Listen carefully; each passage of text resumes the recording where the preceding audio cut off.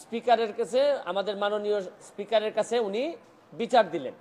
তো যেহেতু point of অর্ডারে উনি বলেছেন, আমি উত্তর দেওয়ার সুযোগ পাই নাই। আমার প্রশ্ন হচ্ছে কি, উনি বিরোধিতা করবেন সরকারি দলের, কিন্তু উনি বিরোধিতা শুরু করছেন স্বতন্ত্র প্রার্থীর। এবং কি বিষয়ে বিরোধিতা, উনি তো আরো খুশি হওয়ার কথা যে আমরা আমাদের হিসাব দেওয়া শুরু করছি।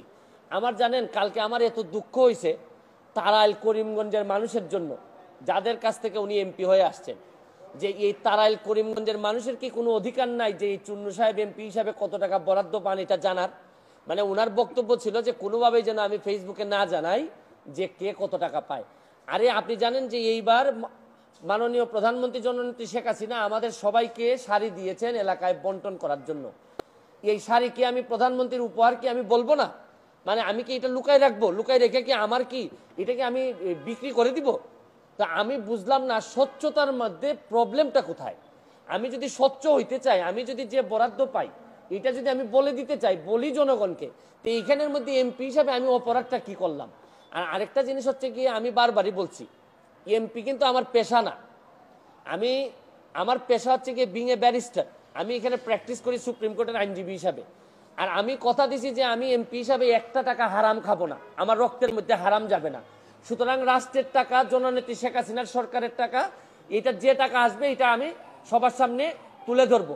এখন আমার কেন জানি মনে হইতেছে যে মুজিবুল হক চুন্নু সাহেবের হয়তো আমি বলে দেওয়াতে সমস্যা হচ্ছে, যে উনার মনে হয় রাজনীতি করাটাই পেশা। এইটা থেকেই উনি সবকিছু নির্বাহ করেন কিনা আমার জানা নাই, কারণ উনার আলাদা কোনো পেশা থাকলে এইটা নিয়ে উনি কোনো চিন্তা করতেন না। তবে কালকে উনি একটা বুদ্ধি করে কাজ করছেন, বাকি সব এমপিরা ওনার দলে টানার চেষ্টা করছেন যে 349 জন এমপির নাকি বদনাম হচ্ছে।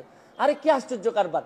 একটা মানুষ এমপি হওয়ার পর তার বরাদ্দ সে বলবে না যে আপনারা জনগণের এই বরাদ্দ আসছে, আপনারা আপনারটা ভাগ করে নেবেন?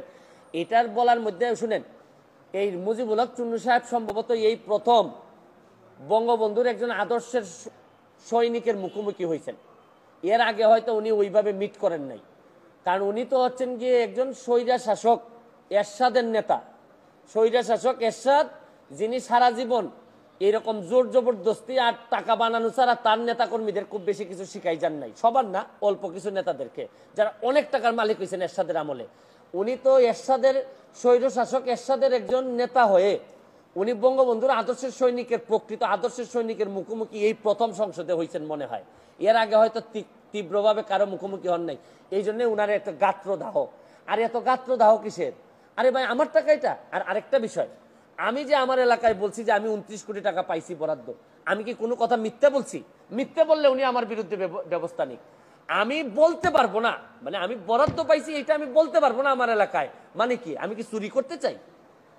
মানে বিষয়টা যদি হইতো যে আমি এই টাকা পাই নাই, আমারে 25 কোটি টাকা দেওয়া হয়েছে রাস্তা বানানোর জন্য, এটা আমার বরাদ্দ, আমি বলে দিব কোথায় কোথায় রাস্তা হবে। আমাকে দেওয়া হয়েছে মসজিদ মন্দিরে টাকা দেওয়ার জন্য 2 কোটি, এটা আমার বরাদ্দ, আমার নামে আসবে, আমি এগুলা দিয়ে দিব কোথায় কোথায় বরাদ্দ হবে। টিআর কাবিকা আসছে আমার নামে, আমি দিব কোথায় কোথায় বরাদ্দ দিয়ে দিব।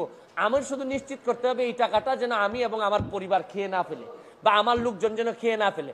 এইটার মধ্যে লুকালুকির কিছু আছে বলে আমার মনে হয় না। চুন্নু সাহেব, আমি আপনার একটা কথা বলি, এর চেয়ে বড় বড় সাহেবদের সাথে আমার দেখা হয়েছে, তাও আমার চরিত্র বদলায় নাই। আমি আমার যে কাজ বিশ্বাস করে করি, স্বচ্ছতার সাথে করার চেষ্টা করি, যতদিন করব ততদিন এমপি থাকবো। এটা কি আমার বাপের পোস্ট নাকি যে সারা জীবন থাকা লাগবে এখানে? আমার যদি যোগ্যতা না থাকে, আমার চেয়ে ভালো লোক যদি আসে এমপি হবে। কিন্তু আমি যতদিন আছি অতদিন যেটা সাধারণ মানুষের, আমি চুন্নু সাহেবের কথায় আমি এমপি হই নাই। আমি এমপি হয়েছি আমার 7 লাখ মানুষের ভোটে এবং দোয়া এমপি হয়েছি, এবং ল্যান্ডস্লাইড বিক্রি হয়েছে আমার। আমি আমার জনগণকে খুশি করার জন্য যা করব তাই করব, আমি এর বাইরে কোনোদিন যাওয়ার প্রশ্নই আসে না। অবস্থা পরিষ্কার। আমি আমার যে বক্তব্য আপনাদের সামনে দিলাম, এই বক্তব্য আমার মাননীয় স্পিকারের সামনে দিব, সেই এখানের মধ্যে আলাদা হওয়ার কোনো সুযোগ নাই। তবে আমার বিশ্বাস এই যে এই মুজিবুল হক চুন্নু সাহেবের যে ব্রেইন আর যে অবস্থা, তার ব্যাপারে আমি যা শুনি তাতে আমার বিশ্বাস মাননীয় স্পিকারও জানেন তার অবস্থাটা কি। যে সে যখন বক্তব্য দেয় আমি বুঝতেই পারি না কি বিরোধী দলের লোক বক্তব্য দিচ্ছে নাকি না সরকারি দল বক্তব্য দিচ্ছে। মানে এমন ভাবে সরকারের মধ্যে ঢুকে আছে এই ভদ্রলোকের বিরোধী। আরে ভাই, সব সময় সরকারি দলের সাপোর্ট করার জন্য তো মাঝে মধ্যে বিরোধিতা করতে হয়। সরকারি দলের মানে আপনি সবসময় ক্ষতি চাইবেন তা না। সরকারি দলের আরে বাপও তো মাঝে মধ্যে ছেলের সমালোচনা করে, ছেলে বাবার সমালোচনা করে। আমার তো মনে হয় যে এই চুন্নু সাহেবরা এমনভাবে ভিতরে ঢুকছেন, এরা তাদের সক্ষমতা সম্পর্কে কিছু জানেও না, বুঝেও না, কেন যে বিরোধী দল হয়েছে আল্লাহ মাহবুদ জানে। আর এরাও 11 জন, আর আমরা স্বতন্ত্র আছি 62 জন। আমরা তো হিসাবে তো আমরাই বিরোধী দল হওয়ার কথা, কিন্তু এখন কারণে আমরা যেহেতু ওনারা একটা দল হিসাবে আসছেন, তা আমরা ওনারা মেনে নিছি। কিন্তু উনি তো সরকারি দলের বিরোধিতা না করে মাশাআল্লাহ এখন শুরু করছেন যে স্বতন্ত্র ক্যান্ডিডেট কেন টাকার ঘোষণা দিয়ে দেয়, এই কারণে উনি বিরোধিতা শুরু করছেন। আমার এখন তারাইল আর করিমগঞ্জবাসীর জন্য আল্লাহর কাছে দোয়া করা ছাড়া আপাতত আর কোনো পথ নাই।